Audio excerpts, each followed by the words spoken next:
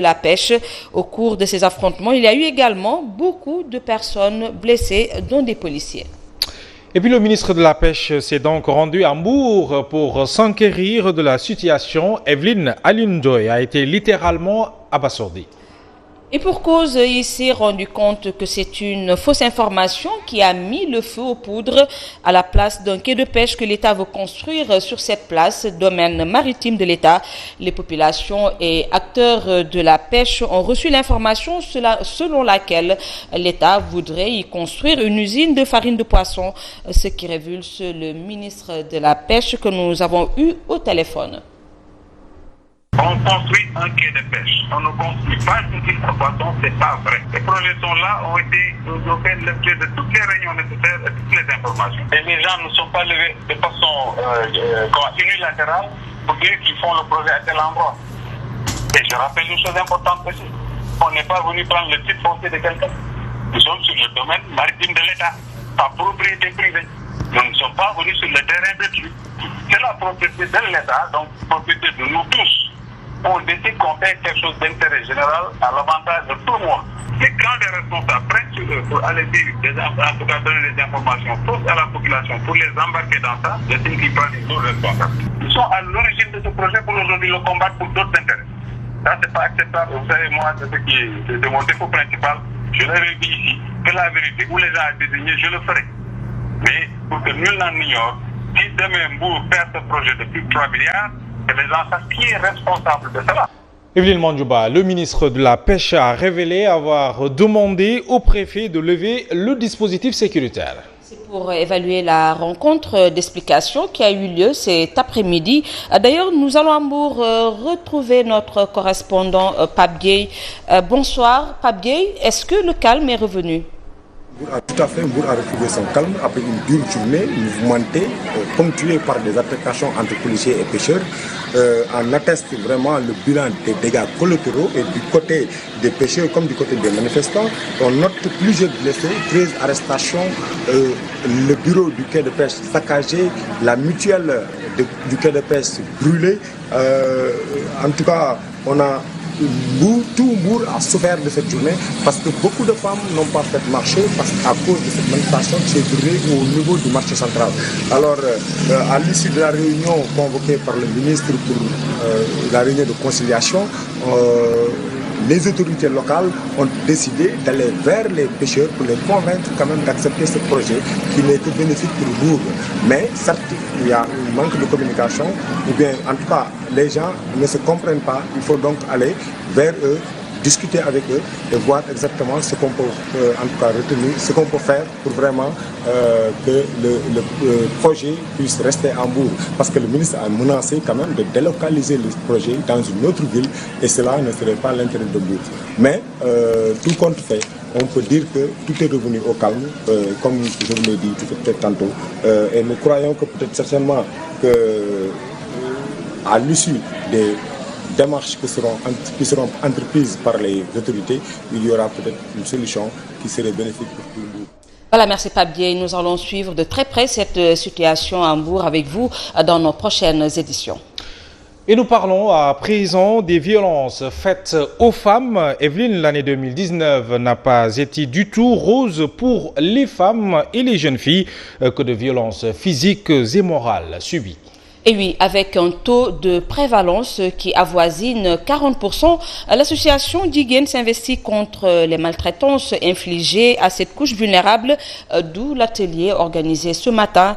Cette association compte d'ailleurs organiser une campagne de sensibilisation auprès de la population pour un changement de comportement. C'est ce que nous dit Tidiane Diallo.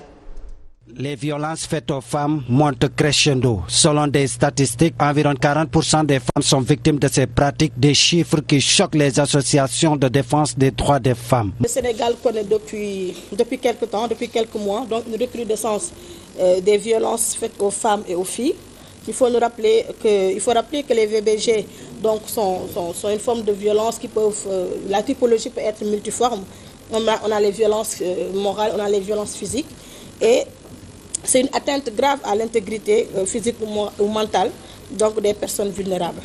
Si nous nous référons aux statistiques les plus récentes, donc le taux de prévalence des violences faites aux femmes et aux filles donc avoisine les 40% et varie d'une région à une autre. Ces défenseurs des droits de l'homme saluent les mesures prises par le gouvernement. Et alhamdoulilah, il n'y a pas très longtemps, le président de la République qui avait quand même donné en tout cas sa parole, qui est de tout simplement d'aller vers cette criminalisation-là, a adopté donc le projet de loi, le nouveau projet de loi portant effectivement modification de la loi de 1965, exactement en ce qui concerne la question du viol et de la pédophilie. Ces femmes comptent bien se mobiliser pour défendre le projet de loi sur la criminalisation du viol. D'ailleurs, une campagne est prévue dans les prochains jours pour expliquer la population. Diane Diallo, merci. Sur un autre aspect de l'actualité, sachez que les avocats de Guy Marius Sagna ont décidé de saisir la chambre d'accusation pour faire appel de la décision rendue vendredi dernier par le doyen des juges d'instruction qui a libéré le professeur Babacar Diop et 4 étudiants et a préféré garder au chaud Guy Marius Sagna, Ousmane Sarr et Fallou Galasek. Ils estiment qu'il y a 2 poids, 2 mesures dans la mesure où ils ont été arrêtés au même endroit et poursuivis pour les mêmes délits. Maître Moussa Sarr, l'un d'eux, dit être confiant. Par ailleurs, Amnesty International section Sénégal s'est prononcé sur les maltraitances présumées qu'aurait subies en prison le professeur Babacar Diop. Seydi Gassama, le directeur exécutif, l'invite à porter plainte et demande au procureur d'ouvrir une enquête. Nous la notion dans les titres. L'arrivée de la nouvelle monnaie ECO, annoncée samedi dernier par Alassane Dramane Ouattara, le président en exercice de la Confédération des chefs d'État et de gouvernement de l'Union économique des États de l'Afrique de l'Ouest, a retenu notre attention. Beaucoup d'interrogations depuis samedi dernier. C'est pour cela, dans cette édition, nous avons recueilli des réactions d'économistes tels que Felwine Sarr et Moubarak Lo, des réactions sur lesquelles revient ici Safiatou Badiaï. Le franc CFA cède la place à l'ECO, une étape nouvelle dans l'économie africaine qui a des avantages tels que la disparition du mécanisme du compte d'opération et également la disparition des représentants de la France dans les organes de décision de la BCEAO, selon l'économiste Felwine Sarr. En 2020 donc, les pays de l'UEMOA vont entrer dans ECO, un changement important, mais le plus important reste le changement de régime d'échange. Il prévient dès lors que les craintes de certains estimant que l'ECO serait l'euro sous un autre nom avec toujours la mainmise de l'Europe dans l'économie africaine est une chose qui pourrait se réaliser si les États ne font pas attention. Felwine Sarr, qui parle d'étapes transitoires, précise que pour que cette réforme soit importante, il faut que les pays de l'UEMOA continuent le travail pour qu'il y ait la parité de l'ECO à l'euro. Moubarak Lo, quant à lui, pense que ces pays de l'Afrique gagnent à conserver les acquis du franc CFA. À ceux qui pensent que cette réforme pourrait aboutir à une dévaluation qui ne dit pas son nom, ces deux économistes rassurent, un euro équivaut actuellement à 655 francs CFA, un taux qui n'a pas intérêt à changer de sitôt pour aller vers une dévaluation. Et puis Evelyne, une monnaie donc qui sera adoptée dans les 15 pays de la CEDEAO. Un rêve de nombreux panafricanistes devenu réalité, mais à la foire internationale de Dakar où exposent des ressortissants de cette zone. L'on est plutôt sceptique. Sceptiques parce qu'ils n'en savent pas plus que ce qui a été annoncé, suffisant pour que certains disent que les chefs d'État ont mis la charrue avant les bœufs, mais la sensation plutôt de liberté fait rêver.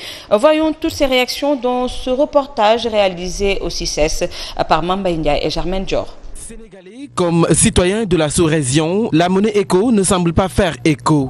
C'est du moins le constat fait à la FIDAC. Oh mon Dieu, j'ai pas d'informations. Non, vraiment, j'ai pas l'information.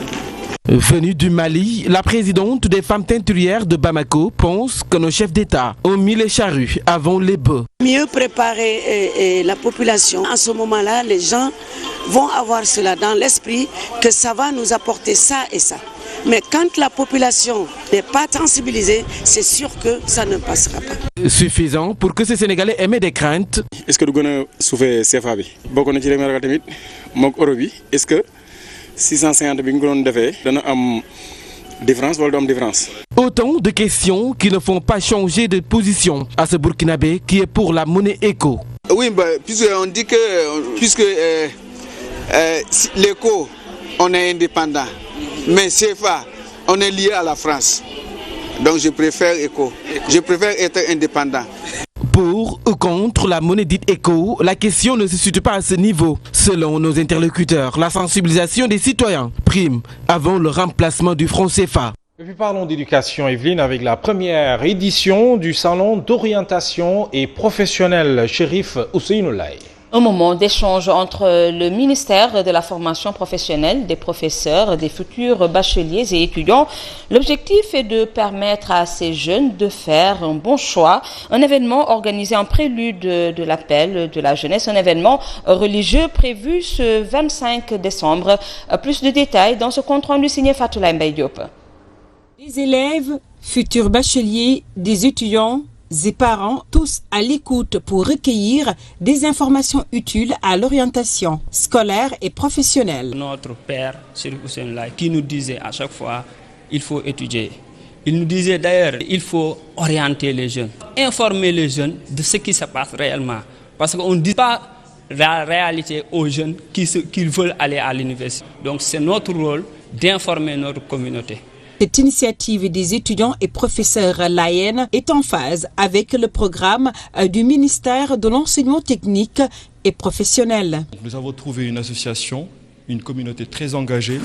Nous avons trouvé des professeurs qui sont très intéressés par ce qui se fait par le ministère. Et nous sommes contents d'être là aujourd'hui parce que nous avons en face des partenaires pour la réussite de nos objectifs. Ce salon sur l'orientation s'inspire de l'implication de Seydina Issa Rouhou Laye sur les fondements de la réussite que sont le savoir et le travail. Nous rappelons également que Seydina Issa avait autorisé l'ouverture d'une école française ici à Cambérène. Et c'est cette école qui a formé beaucoup d'élites qui plus tard sont devenus des professeurs d'université, des médecins, des députés, des préfets, etc. Ce salon est organisé en prélude à l'appel de la jeunesse initié par Chérif Ousseynou Laye. Les initiateurs comptent pérenniser l'activité en organisant un grand forum sur l'emploi. Un mot de sport dans cette édition et c'est pour parler d'équitation. La piste de la caserne Samba Diéry Diallo a accueilli le 3e concours de saut d'obstacles. Occasion pour le secrétaire général de la Fédération sénégalaise d'équitation de revenir sur cette discipline qui, selon lui, commence à avoir le vent en poupe dans notre pays. Je vous propose de l'écouter. Oui, discipline méconnue pour les gens qui ne suivent pas depuis longtemps. On a une fédération qui existe depuis 1963. Et le premier concours hippique au Sénégal a eu lieu en 1948, organisé par des Américains. Donc c'est une discipline, une pratique sportive